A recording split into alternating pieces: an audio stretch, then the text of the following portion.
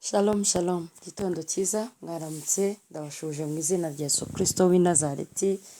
Ndifuza kuganira namwe muri iki gitondo ijambo ry'Imana rifite umutwe uvuga ngo urota nzozi ki.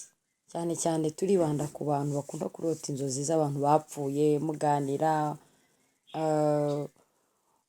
mukorana akazi, ibintu bitandukanye. Ndifuza rero kuganira namwe iri jambo riri muri Mariko ibice 5 uhereye ku murongo wa 2 kugera ku murongo wa 8. Bibiliya iravuga ngo yabaga mu mva ntawari ukibona icyo ashobora kumubohesha naho waba umunyururu, kuko kenshi bamuboheshejaga ingoyi y'amaguru n'iminyururu y'amaboko, maze ingoya akayicagagura n'iminyururu akayivunagura, ntihagira umuntu ubasha kumubohesha. Iteka ryose ku manywa na nijoro yahoraga mu mva no ku misozi asakurizayo yikebesha amabuye. 6. Abonye Yesu akiri kure ariruka aramupfukamira, ataka ijwi rirenga ati, duhuriye he Yesu mwana w'Imana isumba byose? Nkurahije Imana ntunyice urupfu rw'agashinyaguro. Kuko yari yamubwiye ati, dayimoni we muvemo. Haleluya. Reka dusenge. Turagushimiye Mana nziza muri iki gitondo kudukunda kandi dufite umugambi mwiza, icyubahiro gikomeze kuba icyawe. Kandi Mana iri jambo rihindura imibereho yacu mu izina rya Yesu, amen. Bakundwa mu mwami, iri jambo riri muri Mariko ibice 5 uhereye ku murongo wa 2 kugera ku wa 8 ni ijambo rigaragaza umuntu wari waraboshwe na Satani, ngo yabaga mu mva, yahoraga aboshye, aboroga, asakuza, bamuboha amaguru n'amaboko.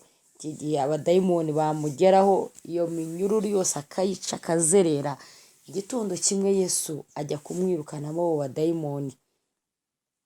Bibiliya ikavuga rero ngo uwo muntu w'Imana abonye Yesu araza amupfukama imbere, abadayimoni batangira kuvuga. Yesu ngo aravuga ngo nimumuvemo. Haleluya. Ndashaka kuvuga ku nzozi tujya turota. Abantu benshi barota inzozi zitandukanye, ariko kenshi hari umuntu usanga akunda kwibanda ku kurota inzozi z'abantu bapfuye. Abantu bapfuye buri gihe akaba ari burota, muganira, musangira, muri mu birori. Ndashaka kuvugana nawe gusenya umwuka w'urupfu. Umwuka w'urupfu ushobora kudapfa none cyangwa ntupfe ejo bundi, ariko kenshi iyo mbaraga ugenzura imibereho yawe ni imbaraga ihora yica ibyawe, yica amahirwe yawe. Igihe cyose ugahora uri mu bibazo, igihe cyose ugahora ukirana ibyo abantu babona byoroshye ku bandi, wowe bikaba intambara. Inzozi urota ukwiye kuzitaho, inzozi urota ukwiye kuzitaho, kandi ukwiye no kutazivuga cyane, kuko rimwe na rimwe zikuzanira intambara. Yosefu yavuze inzozi ze agira ibibazo bikomeye, kuko inzozi ni wowe, ni wowe mu bundi buryo, wowe wihishe, wowe utagaragara.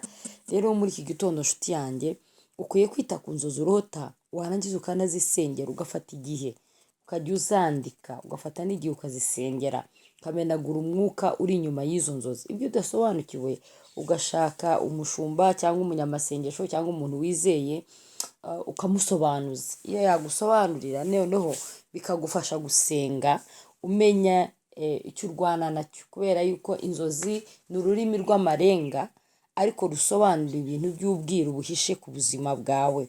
Bibiliya iravuga mu gitabo cya Yobu ngo Imana ivuga rimwe cyangwa kabiri, idusanga ku gisasiro cyacu, ngo ikavugana natwe, ngo ushaka kuvuguruza ibyo umuntu yibwira abantu bashyizweyo.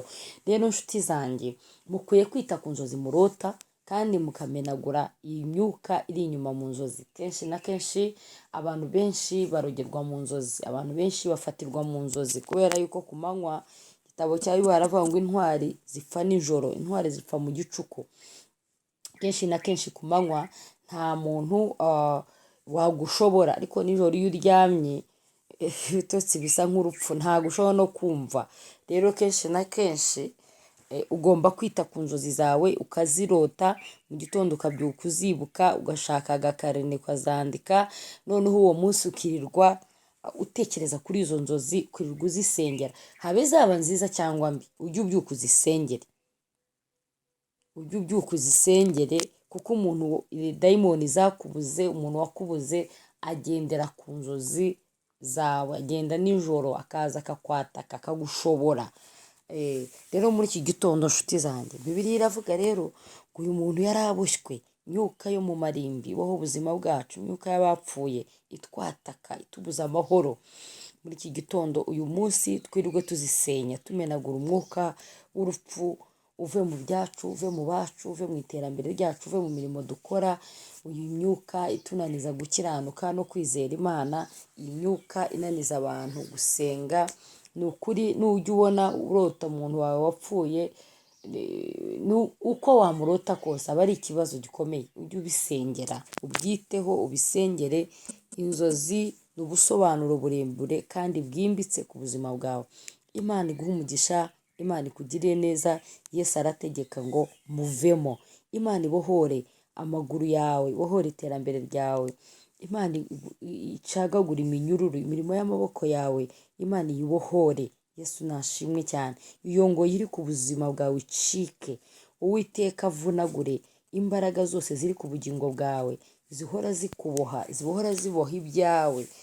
Yesu nashimwe cyane. Uyu muntu bivuga yuko ingurube zari hafi aho dayimoni zasabye Yesu ko ariho zijya. Rero birashoboka yuko abantu bagutangaho igitambo, birashoboka yuko Satani yagusaba biciye mu bantu ba hafi cyangwa bari kure, izo mbaraga zikakwataka. Rero muri iki gitondo nshuti yanjye wiyiteho, imyuka y'ibitambo, imyuka y'abapfuye, imyuka iguhiga, imyuka igushaka itsindwe muri iki gitondo. Imana ikugirire neza, Imana iguhe umugisha, Imana ikwiteho. Uyu munsi amasaha 2 yose uze kuyafata umenagure umwuka w'inzozi urota zitari nziza, imyuka y'abapfuye, imyuka y'imva. Ubuzima bwawe bukure mu mva, mu mbaraga z'umwuka wawe wera. Urugo rwawe, abana bawe, imirimo y'amaboko yawe, umuhamagaro wawe, aho umwanzi yaguhambye, aho umwanzi yagushyize, Imana ihagukure. Uwiteka agukure mu ruzerero, Uwiteka agukure mu mva, wowe n'ibyawe akuzure mu mbaraga z'umwuka w'Imana. Dusenge. Turagushimiye Mana nziza, iki gitondo ubuzima bwacu, imyuka ya Satani ikorera aho dutuye, aho dukorera, mu miryango yacu, uyu mwuka wa Satani turawuboha mu izina rya Yesu Kristo. Izo mbaraga turazimenagurisha amaraso ya Yesu Kristo. Izo zimbi, izo z'abapfuye, izo z'ikuzimu, turakura ubugingo bwacu mu mva. Mana nziza utubohore, Mana nziza udukure mu bapfuye. Izo mbaraga ziturwanya zitsindwe muri iki gitondo. Urakoze, ni mu izina rya Yesu Kristo dusenze. Amen, amen. Umunsi mwiza, Uwiteka abanezeze.